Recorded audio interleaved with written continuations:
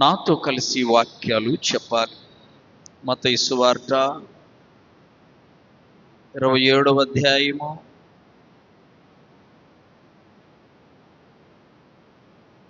27వ అధ్యాయం నేను చదువుతాను. నాతో కలిసి అందరూ బిగ్గరగా చెప్పండి. మత్తయి సువార్త 27వ అధ్యాయం 18వ వచనం. అప్పుడు పిలాతు, నేను ఎవరిని విడుదల చేయవలెనని మీరు కోరుచున్నారు? బరబ్బనా లేక క్రీస్తనబడిన యేసునా? బరబ్బనా లేక క్రీస్తనబడిన యేసునా అని వారిని అడిగెను. ఏలయనగా వారు అసూయ చేత ఆయనను అప్పగించిరని అతడు ఎరిగి ఉండెను. 21వ వచనం. అధిపతి, ఈ ఇద్దరిలో నేనెవరిని విడుదల చేయవలెనని మీరు కోరుచున్నారని వారిని అడుగగా వారు బరబ్బనే అనిరి. ఇక చూడండి, ఈ రాత్రి మన అంశం నీ నిర్ణయము ఏమిటి? చెప్పండి, ఏంటి నీ నిర్ణయము ఏమిటి? యేసు ప్రభు వారిని యూదులు వచ్చారు, సైనికులు పట్టుకున్నారు. ఆయనను పట్టుకొని పిలాతు యొద్దకు తీసుకెళ్ళారు. మనందరికీ తెలుసు. పిలాతు యొద్దకు తీసుకుని వెళితే పిలాతు ఆయన వైపు చూశాడు. ఆయన ముఖములో నేరము లేదు. ఆయన ముఖ వర్చస్సు నేరము చేసిన దానిలా లేదు. సహజంగా ముఖము చూసి కొన్ని విషయాలు మనకు అర్థమవుతాయి.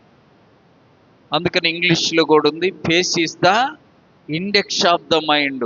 ముఖం చూసి నీ మనసులో ఏమున్నది కొంత తెలుసుకోవచ్చు. నవ్వుతున్నావా? దుఃఖంతో ఉన్నావా? క్రూరత్వంతో ఉన్నావా? కుటిలత్వంతో ఉన్నావు? ముఖం చూసి కొంత గ్రహించవచ్చు. యేసయ్య ముఖము చూడగానే పిలాతుకు నేరస్తుడిలాగా కనబడలా. అందుకు పిలాతు ఆలోచించి ప్రజలను అడుగుతున్నా. ఆ పండుగంటది పండుగ కాలం. పండుగ కాలం అయ్యేసరికి ప్రజలను అడిగాడు, ఈ పండుగలో ఒక నేరస్తుని విడుదల చేయాలి, అదొక మనకు సాంప్రదాయం ఉంది కదా అని ప్రజలను అడిగాడు. సహజంగా మన భారతదేశంలో కూడా స్వాతంత్ర దినోత్సవానికి కొంతమంది ఖైదీలను విడుదల చేస్తారు. ఎలాంటి వారిని? మంచి ప్రవర్తన కలిగిన వారు. ఇప్పుడు నేరం చేశాడు, జైలుకు వచ్చాడు. జైలుకు వచ్చిన తర్వాత చెరసాలలో కొంతమంది హృదయము మారిపోతుంది. అంటే కడుపు కాలితే కవిత్వం వస్తుందంట. కడుపు కాలితే కవిస్తాం. కడుపు నిండితే నిద్ర ఎలా వస్తుందో కడుపు కాలితే కొంత జ్ఞానం వచ్చింది కొంతమందికి. చెరసాలలో వేసి ఆ జైల్లో ఉండడం చూసి కొంత మనసు ఏమవుద్ది? మారిపోయి కొందరు మారు మనసు పొందుతారు చెరసాల్లో. అలా మంచి ప్రవర్తన కలిగిన వారిని అందరినీ భారతదేశ సాంప్రదాయ ప్రకారం స్వాతంత్ర దినోత్సవానికంటే ఆగస్టు 15వ తేదీన లేక జనవరి 26 రిపబ్లిక్ డే రోజు కొంతమందిని విడుదల చేస్తారు. ఎవరిని? వారిని చెప్పాలి, మంచి ప్రవర్తన కలిగిన వారు. సహజంగా ఆ చెరసాలలో ఉన్నప్పుడు ఎందుకు ఇలా చేశానా, ఎందుకు ఇలా చేసి చెరసాలకు వచ్చానా అని కొంతమందిలో మార్పు వస్తుంది. మరికొంతమందిలో అలా రాదు. ఇక్కడే బాగుంది, పని చేసే పని లేదు, కూలికి పోయే పని లేదు, టయానికి అంత పెడతారు తిందామనే వాళ్ళు కొంతమంది బ్యాచ్ ఉన్నారు. అలాంటి వాళ్ళని విడుదల చేయరు. నిజంగా మారు మనసు పొంది మనసు మార్చుకొని మంచిగుంటే అలాంటి వారిని విడుదల చేస్తాడు. పిలాతు అడిగాడయ్యా, మన సాంప్రదాయ ప్రకారం ఈ పండుగలో ఒక ఖైదీని విడుదల చేయాలి కదా, బరబ్బాను విడుదల చేయమంటారా, యేసయ్యను విడుదల చేయమని ఎవరిని అడిగారు? ప్రజల్ని అడిగాడు పిలాతు. ఎవరిని అడిగారు? ప్రజల్ని అడిగారు. పిలాతు ప్రజల్ని అడిగితే ప్రజలు, మనం ఇప్పుడు 21వ వచనం చదువుకున్నాం, వీనిని విడవద్దు, బరబ్బనే విడుదల చేయ. చూసారా, ప్రజల నిర్ణయము చెప్పాలి, మంచిగా లేదు. చెప్పాలి, ప్రజల యొక్క నిర్ణయము మంచిగా లేదు. కొన్నిసార్లు మనం కొందరి జీవితాలు చదివితే కొందరి నిర్ణయాలు వారి భవిష్యత్తును ఆశీర్వదిస్తాయి. ఆమె ఆ నిర్ణయము సరిగా లేకపోతే వారి బ్రతుకంతా సరిగా ఉండదు. అందుకని ఈ రాత్రి మన నిర్ణయమేమిటి? నీ నిర్ణయమేమిటి? ఆనాటి యూదులు యేసయ్యను విడుదల చేయాలని పిలాతు అడిగితే వారు తప్పు నిర్ణయాన్ని చెప్పారు. ఏమన్నారు వాళ్ళు? బరబ్బా అనే ఒక ఖైదీ ఉన్నాడు చెరసాల్లో, అతను మంచోడు కాదు, కానీ ప్రజలందరూ బరబ్బాను విడిపించు, యేసయ్యను సిలువకు అప్పగించు అన్నారు. ప్రజల యొక్క నిర్ణయము చెప్పాలి సరిగా లేదు, మంచిగా లేదు. ఎలా ఉంది? చెడ్డ నిర్ణయం తీసుకున్నా. చాలామంది చెడు నిర్ణయాలతో పతనమైపోతారు. వాళ్ళు పతనం అవడమే కాదు, వాళ్ళ కుటుంబాలను కూడా పతనం చేస్తూ ఉంటారు. మంచి నిర్ణయం తీసుకోవాలి. నీ నిర్ణయం మీదనే నీ భవిష్యత్తు ఆధారపడి ఉంటుంది. చాలా మంది జీవితాల్లో వాళ్ళ హిస్టరీ, వాళ్ళ జీవిత చరిత్రలు చదివితే వాళ్ళ యొక్క నిర్ణయాలు వారిని ఉన్నత స్థితిలోనికి నడిపిస్తాయి. గమనించండి, ఒక వ్యక్తి ఆ నిర్ణయము గనుక తప్పు నిర్ణయము తీసుకుంటే ఆ వ్యక్తి జీవితాంతం ఆ నిర్ణయము ద్వారా వచ్చిన చెడును అనుభవించవలసి వచ్చింది. అందుకని మంచి నిర్ణయం తీసుకోవాలి. ఈ రాత్రి దేవుడు మనతో మాట్లాడుతున్నాడు. నీ నిర్ణయము ఏమిటి? యూదుల నిర్ణయము మంచిది కాదు. యేసయ్యను సిలువ వేయి. ప్రియులారా, ఆయన ఎలాంటి వాడో పిలాతుకు అర్థమైపోయింది. మనం 18వ అధ్యాయం వచనం చదువుకున్నాం. వేలయనగా వారు అసూయ చేత ఆయనను అప్పగించారని పిలాతుకు అర్థమై ఉన్న అవకాశాలన్నీ వెతికితే ఒక్క అవకాశం దొరికింది. ఏంటో తెలుసా? ఆ పండుగలో ఒక ఖైదీని విడుదల చేసే ఆచారము ఉంది. అందుకని ఈ పండుగలో ఎవరిని విడుదల చేయాలి అని ప్రజలను అడిగితే ప్రజలు అన్నారు, బరబ్బను విడుదల చేయి. మనిషి చాలా సందర్భాల్లో చెడు నిర్ణయాలను చెప్పాలి తీసుకుంటారు. ఒక చిన్న పాప స్కూల్కి వెళ్ళడానికి సిద్ధపరిచారు. సహజంగా చిన్న పిల్లలు స్కూల్కి వెళ్ళడానికి ఏం చేస్తారు? మారాన్ చేసి ఏడుస్తారు. స్కూల్కి వెళ్ళడానికి ఏడుస్తుంటే ఒక దెబ్బ కొట్టి వాళ్ళ మమ్మీ సిద్ధపరిచి బూట్లు వేసింది. స్కూల్కి వెళ్ళడానికి బూట్లు వేసింది. బూట్లు తొడిగింది కాలికి. బూట్లు తొడిగిన తర్వాత ఈ చిన్న పాప ఇంకా ఎక్కువ ఏడుస్తాం. స్కూల్కి వెళ్ళడం నీకు ఇష్టం లేక ఏడుస్తున్నావని ఈ చెంపకేసి ఆ చెంపకేసి బాగా కొట్టి తీసుకెళ్ళి స్కూల్లో పడేసి వచ్చి, అర్థమైందా? 1 గంట కల్లా అమ్మ ఏడ్చి పడిపోయి. వాళ్ళు మీ అమ్మాయి పడిపోయిందంటే ఇల్లు వచ్చి చూస్తే చనిపోయి ఎందుకు చనిపోయిందా అని ఇంటికి తీసుకొచ్చి, అయ్యో అనవసరంగా స్కూలుకు పంపకపోయినా బ్రతికేది, అనవసరంగా పంపానని, అనవసరంగా కొట్టానని బాధపడుతూ ఆ బూట్లట దిగని ఎంత పాము బూట్లో ఉంది. చూసారా, పాము ఏం చేసింది? ఈ పాపను కరుస్తుందని ఈ పాప ఏడుస్తుంది. కానీ తల్లి ఏమనుకుంటుంది? స్కూల్కి వెళ్ళడము ఇష్టం లేక ఏడుస్తుందని ఇంకా పైన కొట్టి. ఆ నిర్ణయము మంచిది కాదు. సరే, పాప చనిపోయింది. సాయంకాలం భర్త ఇంటికి వస్తే అమ్మో ఏం చేస్తాడో ఈమె ఊరేసుకొని ఇది చాలా కాలం క్రితంలే. ఇప్పుడైతే చెప్పాల బహుధైర్యంగా చదువుతారు. ఇప్పుడైతే అయ్యే పనే ఆయన రాని వాళ్ళ నాయన రాని భయపడే పని చాలా కాలం క్రితం జరిగింది. ఈమె ఊరేసుకొని చనిపోయింది, పిల్ల చనిపోయింది. నువ్వు చనిపోస్తే ఎలా? ఇంకా ఉన్న పిల్లల పరిస్థితి ఏంటి? భర్త పరిస్థితి ఏంటి? నిర్ణయము మంచిది చెప్పాలి కాదు. నిర్ణయము మంచిది కాదు. మనం ఏ నిర్ణయం తీసుకోవాలి? మంచి చెప్పండి అమ్మ నోటితో. సరే, తీసుకున్నా తీసుకోపని చెప్పండి నోటితో. చెప్పండి ఏమని? మంచి నిర్ణయము తీసుకోవాలి. నీ నిర్ణయము నిన్ను అత్యున్నతమైన స్థాయికి తీసుకెళ్ళింది.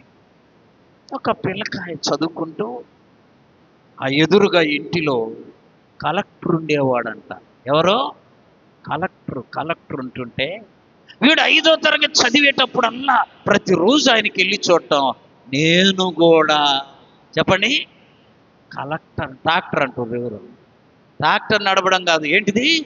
కలెక్టర్ నవ్వాలని ప్రతిరోజు అనుకుంటూ చక్కగా చదువుకున్నాడు, పైకొచ్చాడు.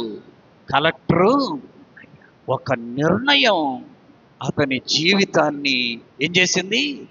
ఉన్నతమైన స్థితిలోనికి. ఆమె నిర్ణయం ఆ కుటుంబం అంతటిని దుఃఖము లేనికి నడిపించింది. ఈ రాత్రి ఆలోచించండి, మన నిర్ణయాలు ఎప్పుడు కూడా మంచిగా ఉండునుగాక. మంచి నిర్ణయం నువ్వు తీసుకుంటే నీ భవిష్యత్తు దీవెనకరంగా ఉంటుంది. అసలు ఈ చెడు నిర్ణయం అనేది ఎప్పుడు వచ్చింది? తప్పు నిర్ణయం అనేది ఎప్పుడు ప్రారంభమైందో తెలుసా? ఆదికాండం చదవండి. ఆదికాండం 2వ అధ్యాయము 16, 17 వచ్చిన. మరియు దేవుడైన యెహోవా తోటలోనున్న ప్రతి వృక్ష ఫలమును నీవు నిరభ్యంతరముగా తినవచ్చు, అయితే మంచి చెడ్డల తెలివినిచ్చు వృక్ష ఫలములను నీవు తినకూడదు. తిను దినమున నీవు నిశ్చయముగా చనిపోతావనిందా చచ్చెదవనిందమ్మా? ఇంకా చచ్చే పేడపోతా, ఇంకా దానికి తిరుగు. అలా చెప్పాడు దేవుడు. నిశ్చయముగా నీవు చచ్చెదవు. ఏమన్నాడు? బాగా ఆలోచించండి. 100 రకాల కాయల చెట్లు ఉన్నాయి ఆడ, 100 రకాల పండ్ల చెట్లున్నాయి అక్కడ. అవన్నీ తినమన్నాడు దేవుడు, ఒక్కటి మాత్రం చేయొద్దన్నాడు. ఏంటది? మంచి చెడ్డల తెలివినిచ్చు వృక్ష ఫలము. ఆలోచించారు ఎప్పుడన్నా? 100 దినమాకు, ఇదొక్కటే తిను అని అంటే పెద్ద ప్రమాదం. రోజు ఒకటే తిని తిని తిని ఏమనిపించింది? బోరుగొట్టి అసలు ఇది మాకు వద్దంట. ఇప్పుడు చూడండి, రోజు సాంబారు, రోజు పచ్చడి అంటే కొంతమందికి బోరుగా ఉంటుంది కదండి. అలాగే ఒక పండే తినాలంటే ఇబ్బంది, ప్రమాదం. కానీ దేవుడు ఏం చెప్పాడు తెలుసా?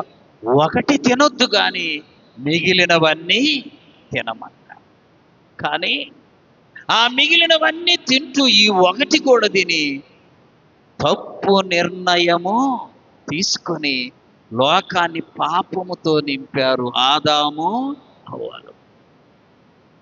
వారు సరి అయిన మంచి నిర్ణయం తీసుకొని సాతానొచ్చి ఎన్ని చెప్పినా దేవుడు చెప్పిన మాట మేము మేరనే చెప్పాలి, మేరము అని తీర్మానములో, మంచి నిర్ణయములో ఉండి ఉంటే లోకములోనికి పాపం వచ్చేది కాదు. పరిశుద్ధతను కోల్పోయేవారు కాదు. ఈ రాత్రి నీ నిర్ణయం మంచిగా ఉండాలి. ఒక్కసారి ప్రభువుని అంగీకరించిన తర్వాత నువ్వు వెనుదిరిగి చెప్పాలి, చూడకూడదు. వెనుదిరిగి చూడకూడదు. వెనుదిరిగి చూస్తే బైబిల్లో ఒక ఆమె ఏమైంది? ఉప్పు, గట్టిగా చెప్పిండు మనోడు. ఎలా అయిపోయింది? ఉప్పు స్తంభం.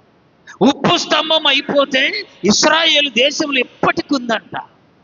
నాకు డౌట్ వచ్చింది. ఏమని? ఎంత పెద్ద వర్షాలు వచ్చినాయా రాలేదా? నోవహు కాలము నుండి, లోతు కాలము నుండి భయంకరమైన వర్షాలు కురిచుంటాయి.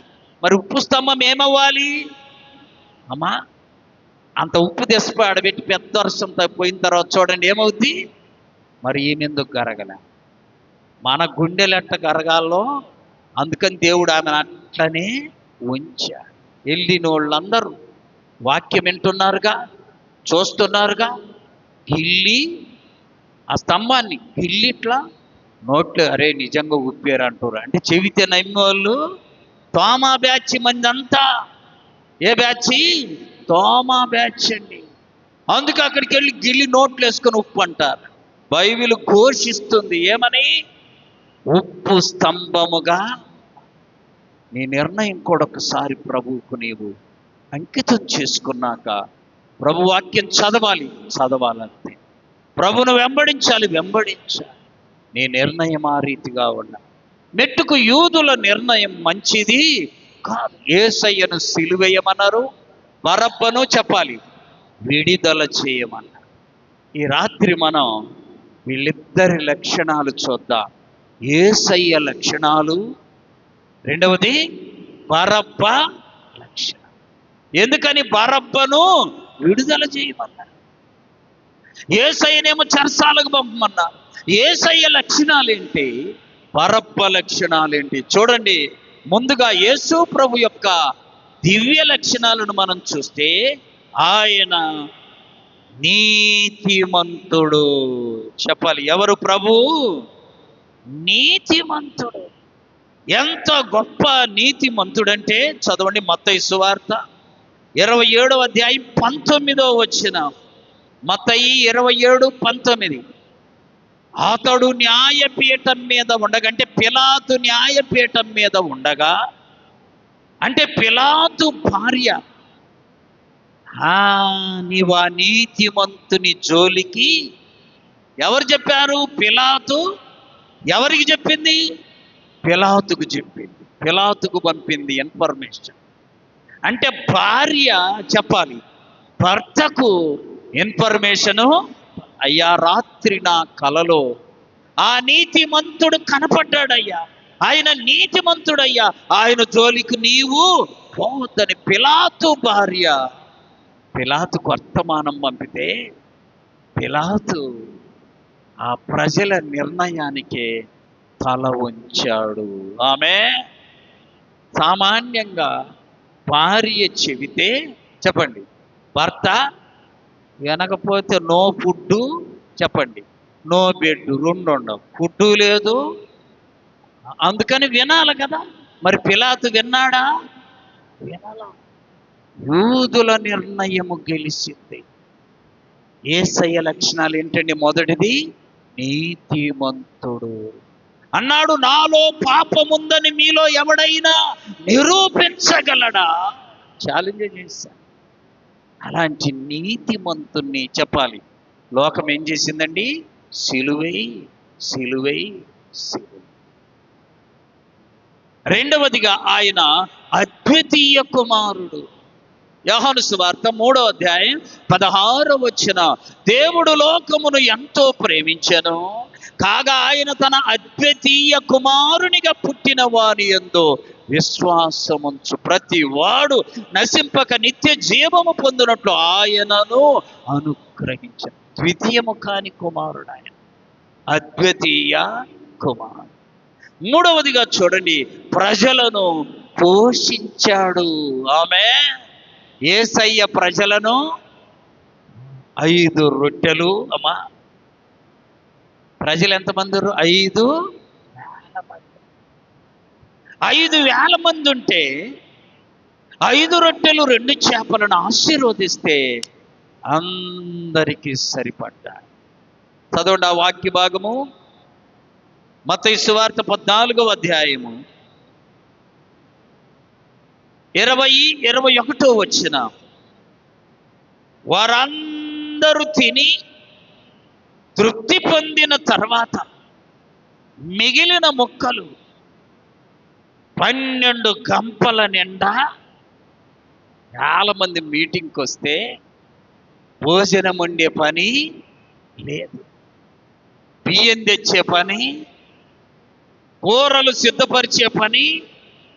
దేవుడే వారందరికి సరిపడు ఆహారమును 5 రొట్టెలు 2 చేపల ద్వారా సిద్ధపరిస్తే ఆయనను ప్రజలేమన్నారు? సిలువ వేయుము, సిలువ వేయమని కేకలు.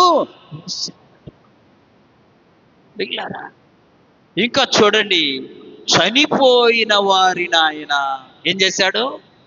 బ్రతికించాడు.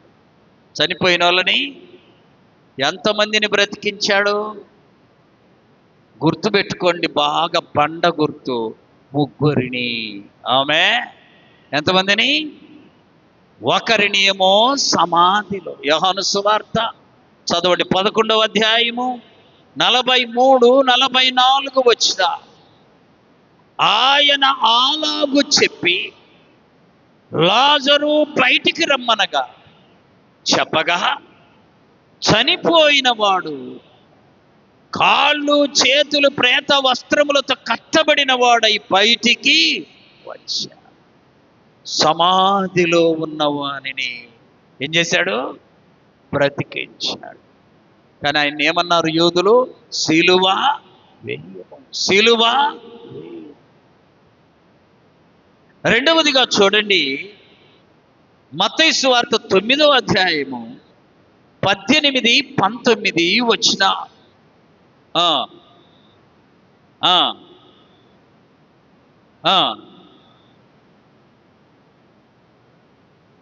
ఆయన ఈ మాటలు చెప్పి 9, 18, 19 అమ్మా. ఆయన ఈ మాటలు చెప్పి ఇదిగో ఒక అధికారి వచ్చి ఆయనకు మ్రొక్కి, నా కుమార్తె ఇప్పుడే చనిపోయింది, ఆయనను నువ్వు వస్తే ఆమె ఏం చేస్తుంది? బ్రతికి. ప్రభు వెళ్ళాడు, ఈ చిన్నది చనిపోలేదు, నిద్రించుచున్నదని ఆమె ఏం చేశాడు? బ్రతికించు. యాయీరు కుమార్తె ఆమె. ఈమెను ఇంటిలో, లాజరునేమో చెప్పాలి సమాధిలో, యాయీరు కుమార్తెనేమో ఇంటిలో. ఇంకొకరిని చూడండి ఈ వాక్యంలో, లూకా సువార్త 7వ అధ్యాయము 15వ వచన. లూకా 7:15. ఆయన చిన్నవాడ లెమ్మని నీతో చెప్పుచున్నాననగా చనిపోయిన వాడు లేచి కూర్చుండి మాటల ఊరి వెలుపల, ఒకళ్ళేమో సమాధిలో, ఇంకొకళ్ళేమో ఇంటిలో, ఇంకొకళ్ళేమో ఊరి వెలుపల, గవిని యొద్ద, అంటే ఊరి వెలుపల. ఎంతమందిని బ్రతికించాడు ప్రభు? 3. గుర్తుపెట్టుకోవాలి. ఒకరేమో సమాధిలో, ఇంకొకరేమో ఇంటిలో, ఇంకొకరేమో ఊరి బయట. ఆయన చనిపోయిన వారిని బ్రతికించిన జీవము కలిగిన దేవుడు. ఆమె. ఆయన్ను యూదులందరూ ఏమన్నారో చెప్పాలి? సిలువ, సిలువ కేకలు వేసి. ప్రియులారా, చనిపోయినోడు బ్రతికించోడు మనూరులు ఉన్నాడు అనుకో, చెప్పాలి అమ్మా, చెప్పండి అమ్మా, నోరుందా లేదా మీకు? వాణ్ణి అంటి పెట్టుకొని ఉంటాం. ఎందుకని? ఊరు చనిపోతే ఒట్టియో పచ్చియో చెప్పేవాడు ఒక ఊరిలో ఉన్నాడంటే సజ్జి కట్టుకొని వాడి దగ్గరికి వెళ్తున్నాం, అయ్యా అది ఎట్లా ఇది ఎట్లా చెప్పమని. అవునా? అసలు చనిపోయిన వాళ్ళను బ్రతికించోడే ఉన్నాడు అనుకో మన ఊర్లో. ఇక మన ఊర్లో ఇంటి నిండా జనాలే, ఊరి నిండా. ఎందుకంటే చనిపోయిన వాళ్ళ వాడు ఏం చేస్తాడు? అలాంటివన్నీ ఊర్లో ఉండాలని కోరుకుంటామా, సిలువ వేయాలంటామా? చెప్పాలమ్మా అందరూ. ఉండాలనే. ఎందుకని? ఎవరు చనిపోయినా బ్రతికిస్తారు. మరి యేసయ్యను వాళ్ళు ఉండాలని కోరుకోవాలి, కానీ ఏమన్నారు? సిలువ. చూసారా? ప్రభు యొక్క దివ్య లక్షణాలు మనం చూస్తూ ఉన్నాం. ఆయనలో నేరమేమీ. ప్రియులారా, ఆయన ఇన్ని మంచి లక్షణాలు కలిగి ఉన్నారు. చూడండి, ఇంకా వాక్యంలో మనం గమనిస్తే వ్యాధిగ్రస్తులు ఎలాంటి వారు వచ్చినా ఆయన ఏం చేశాడు? వాళ్ళందరినీ స్వస్థపరిచాడు. చెప్పాలి నోటితో. ఏం చేశాడు? ఆయనను యూదులు అంటున్నారు సిలువ. దయ్యాలు పట్టిన వాళ్ళను ఆయన ఏం చేశాడు? స్వస్థపరిచాడు. ఆయనను సిలువ వేయమన్నారు. ప్రియులారా, ఇంకా వాక్యంలో చూడండి, దేవుని యొక్క పరిశుద్ధ గ్రంథంలో మార్కు సువార్త 2వ అధ్యాయం 5వ వచనం. మార్కు 2:5. యేసు వారి విశ్వాసమును చూసి, కుమారుడా, నీ పాపములు క్షమించబడి ఉన్నాయి. ఆమె అంటే పాపాలను ఆయన ఏం చేశాడు? అలాంటి దేవుణ్ణి, అలాంటి ప్రియ రక్షకుణ్ణి ఆనాటి యోధా ప్రజలందరూ ఏమన్నారు? సిలువ వేయండి, సిలువ. ప్రజల యొక్క నిర్ణయం సరిగా లేదు. ఇక బరబ్బను విడుదల చేయమన్నారు కదా. ఆ బరబ్బా యొక్క లక్షణాలు మనం చూద్దాం. చూడండి, మొట్టమొదటగా అతడు చెరసాలలో వేయబడిన ఖైదీ. మత్తయి సువార్త 27వ అధ్యాయము చదవాలి, 16వ వచనం. ఆ కాలమందు బరబ్బా అను ప్రసిద్ధుడంటే పేరు పొందిన ఒక ఖైదీ చెరసాలలో వేయబడ్డాడు. చూసారా అమ్మా, ఎంత మంచి పేరు! ఏం పేరు? చూడండి, ప్రసిద్ధి చెందినోడంట నేరం చేయడంలో. అలాంటి వాడిని చెరసాలలో వేసి ఉంచితే ప్రజలందరూ ఏమన్నారు? అతనిని విడుదల చెయ్యి. నిర్ణయము మంచిగా చెప్పాలి లేదు. మంచిగా పోషించినోన్ని, రక్షించినోన్ని, స్వస్థపరిచినోన్ని, చనిపోతే లేవనెత్తినోన్ని ఏమంటున్నారు? సిలువ. లోకం అలా ఉంటుంది, జాగ్రత్త. లోకం ఎలా ఉంటుందో తెలుసా? మంచిని ప్రేమించదు. ఆమె అందుకని బైబిల్లో లోకానికి సాదృశ్యం కాకి. ఏంటిదమ్మా? అందుకే మనకు కూడా ఒక సామెత తెలుసు, లోకము పలు కాకులు. లోకం ఏంటిదంట? కాకులు ఏం చేస్తాయి? మౌనంగా ఉంటాయా? క్యావ్ క్యావ్ ఉంటాయి. నోవహు కాలములో జలప్రళయము జరిగినప్పుడు నోవహు మొట్టమొదటి ఎవరిని పంపించాడు బయటికి? ఆ నల్లటి కాకిని పంపాడు. కాకి వెళ్ళి అంతా చూస్తే లోకమంతా నీళ్లలో చచ్చిపోయిన వాళ్ళందరూ ఏమవుతారు? నాకేం తెలుసు, చెప్పండి. నువ్వు చెప్పయ్యా అంటారు మీరు, అంతేనా? చచ్చిపోయిన నీళ్ళల్లో ఏమవుతాడు? పైకి.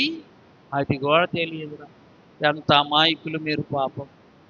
ఒకరిని చంపేసి చూడండి, అప్పుడన్నా తెలుస్తుంది. నేలల్లో చచ్చిపోతే ఎవడైనా పైకిలా.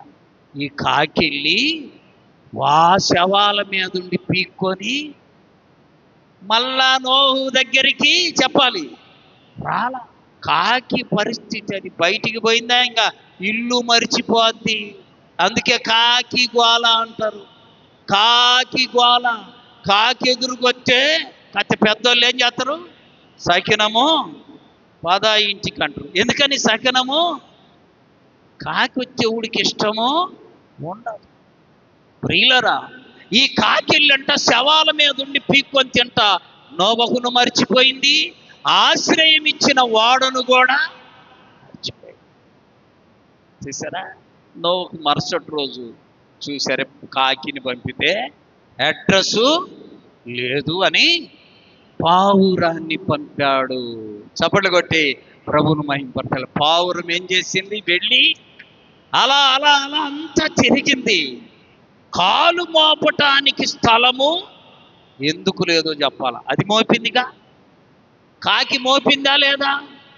కాకి మోపిన కాడ పావురం మోపదు. ఆమె పావురము దేవుని పిల్లలకు సాదృశ్యం. కాకి సాతానుకు, లోకానికి. కాకి, లోకం, సాతాను ఎక్కడైనా ఉంటుంది, కానీ దేవుని బిడ్డలు ఎక్కడైనా ఉండడానికి వీల్లేదు. చప్పట్లు కొట్టి ప్రభువును మహింపరచాలి. నువ్వు నేను పరిశుద్ధ స్థలములోనే, ఆమె అపరిశుద్ధతలో నిలువబడకూడదు.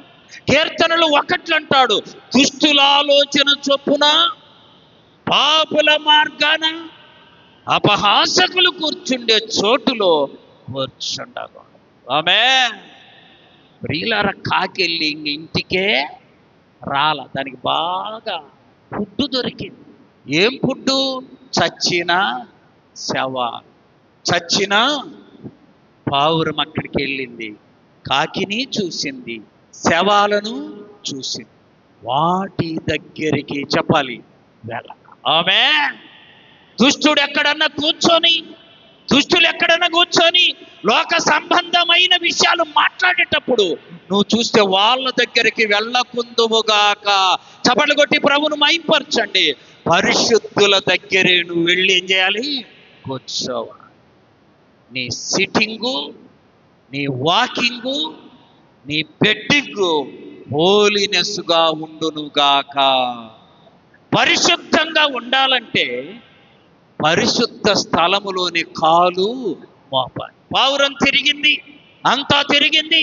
ఒక చోట ఒలీవ చెట్టు బయటకు వచ్చి 150 దినాలు వర్షం కురిస్తే నీళ్లు నిలబడి ఉంటే ఏ చెట్టు లేదు, అన్నీ ఎండిపోయాయి, కుళ్ళిపోయాయి. కానీ ఒలీవ చెట్టు అలాగ పైకి వచ్చాడు. పావురం వెళ్ళి ఆ ఒలీవ ఆకును తుంచుకొని తన నోటితో తిరిగి యజమాని యొద్దకు వచ్చి. ప్రియులారా, ఈ పావురం కూడా ఎక్కడెక్కడో తిరిగి ఎక్కడెక్కడో ఉండలా. నువ్వు నేను పని ఉంటే తప్ప బయట తిరగాలి, పని లేకుండా బయటికి వెళ్ళకూడదు. తిరిగావా? నువ్వెవరితో సమానం? చెప్పాలి గట్టిగా.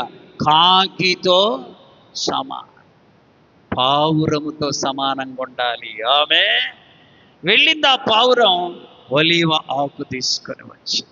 ప్రియులారా, ఆత్మీయ జీవితంలో ఎన్నడైనా సరే అపరిశుద్ధత దగ్గర నువ్వు నిలవకుందువుగాక. ఈ పరపు పేరుగాంచిన ఖైదీ. రెండవదిగా చూడండి, పరపును గురించిన రెండవ లక్షణం, నరహత్య చేసిన వాడు. లూకా సువార్త 23వ అధ్యాయం 25వ వచనం. లూకా 23:25. అల్లరి నిమిత్తమును నరహత్య నిమిత్తమును ఎందుకేశారు ఇతన్ని చెరసాలలో? చెప్పాలి. నరహత్య అంటే నరుణ్ణి ఏం చేశాడు? మనిషిని చంపాడండి. ఇలాంటి బరబ్బను ఏం చేయమంటున్నారు ఆనాటి యూదులు? చెప్పాలి, విడుదల చేయి, విడుదల చేయి. యేసయ్యను ఏమన్నారు? చెరసాల్లో సిలువ. చెరసాల్లో ఉన్న బరబ్బను విడుదల. నిర్ణయము మంచిగా లేదు. ఆమె మన నిర్ణయం ఎలా ఉండాలి? మంచిగా ఉండాలి. ఇంకా చూడండి, బరబ్బను గురించి మరొక చోట రాయబడింది. యోహాను సువార్త 18వ అధ్యాయం 40వ వచనం. యోహాను 18:40. అయితే వారు వీనిని వద్దు, యేసయ్యను వద్దంటుండ్రు, బరబ్బను విడుదల చేయమని మరలా కేకలు వేసి. ఈ బరబ్బా అమ్మా ఎలాంటోడు?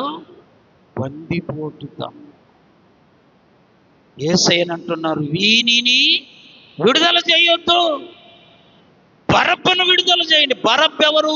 బందిపోటు. లోకం ఎలా ఉందో చూడండి, లోకం ఎంత భయంకరంగా ఉందో చూడండి, లోకము ఎంత భయంకరమైన నిర్ణయాలతో ఉందో చూడండి. ప్రియులారా, లోకాన్ని నువ్వు నమ్మావా? ఆ లోకముతో కలిసిపోయావా? అలసిపోతావు. ఆమె కలిసిపోతిని లోకమందు, అలసిపోతిని బ్రతుకునందు. లోకముతో కలిసిపోయావా? తిరిగి తిరిగి తిరిగి ఏమవుతావు? అలసిపోతావు. ప్రియులారా, లోకం యేసయ్యను విడవద్దంటుంది, సిలువేయమంటుంది. బందిపోటు దొంగైన బరబ్బను ఈ రాత్రి ఆలోచించాలి. కొన్నిసార్లు నీ నిర్ణయము చాలా చెడుగా ఉంటుంది. ఆమె ఇక్కడున్న మనం అందరం ఆలోచించాలి. కొన్నిసార్లు సైతాను మన నిర్ణయాలను తప్పుడు మార్గములోనికి నడిపిస్తాం. దానివల్ల చాలా నష్టపోతాం. ఇంకా ఇందాక చెప్పుకున్నాం, ఆమె పాప చనిపోయింది, తుదకామె కూడా చనిపోయింది.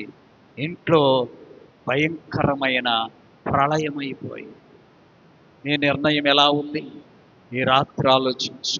వాక్యం సెలవిస్తుంది ప్రియులారా, కొరింథీయులకు రాసిన మొదటి పత్రిక 3వ అధ్యాయము 18, 19 వచ్చిన చదువుమా. ఎవడును ఏం చేయకూడదంట? తనను తాను చెప్పాలి. ఒక ఆయన విజయవాడలో గార్డు రైలుకు జెండా ఊపే, చెప్పండమ్మా, గార్డు రైలుకు చివరి పెట్టెలో ఏమూపుతాడు? డ్యూటీ. ట్రైన్ ఇంకొక అరగంట టైం ఉందని చెప్పా, డ్యూటీ ఎక్కాలి విజయవాడలో. వినండి జాగ్రత్తగా.